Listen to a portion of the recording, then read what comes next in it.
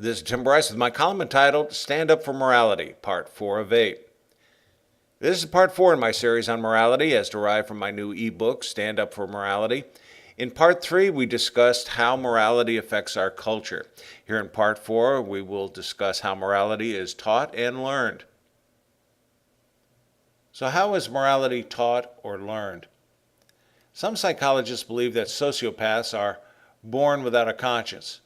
More likely, they were never taught the concepts of kindness, fairness, love, and compassion.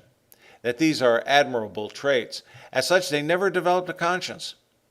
Morality is taught either through formal or informal training, using words and examples. The printed word is useful, but the spoken word is perhaps more effective, whether it is communicated by parents, teachers, clergy, managers, or peers. Examples are even more persuasive and represent live models of what is acceptable forms of behavior. Observations of the actions of our friends and foes, or our heroes and villains, all play a substantial role in our perspective of right and wrong, particularly if they are rewarded or punished or not. To illustrate, a student observes another student plagiarizing on a paper. Instead of being penalized, the offending student receives an A for his efforts. The first student then comes to the conclusion plagiarism is an acceptable form of behavior. Likewise, a worker witnesses a co-worker cheating a customer to earn a little extra pocket money. The indiscretion is not detected, and as such, the first worker concludes cheating customers is acceptable and does likewise. If the transgression continues for a period of time and the cheaters are finally apprehended, they are perplexed about their punishment as they perceive their actions to be an acceptable form of behavior. The observation of consequences, reward, and punishment is an important part of learning moral values.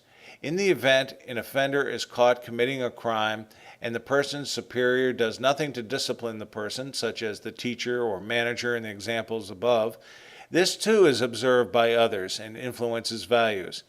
If a person concludes there is no significant penalty for being immoral, a person may very well risk emulating the offender. Likewise, if a person observes another being rewarded for something they have done, others may very well follow the role model's example. This is why role models play a significant role in our society. If a manager strongly advocates a code of conduct, yet doesn't practice it himself, his employees will more likely follow his example as opposed to the code. The phenomenon of do as I say, not as I do, presents a genuine problem for teaching morality. The entertainment industry is often accused of transmitting mixed signals of morality in movies, television, radio, and the internet. The media greatly influences our sense of right and wrong, not just by comedy and drama, but even in the presentation and interpretation of news. By defining the characteristics of heroes and villains, the media is presenting role models for others to pattern their lives after. When establishing our moral values, we are ultimately establishing our allegiances to certain parties. By doing so, we are expressing supreme confidence in their judgment. As such, we ultimately derive our values from such institutions. It also defines our loyalties. Now, as a group exercise, ask attendees to privately pick the top 3 institutions they supremely trust. This can be done 2 ways: by distributing slips of paper to the audience, collecting them afterwards and compiling the results, or simply asking for a show of hands as to how they voted.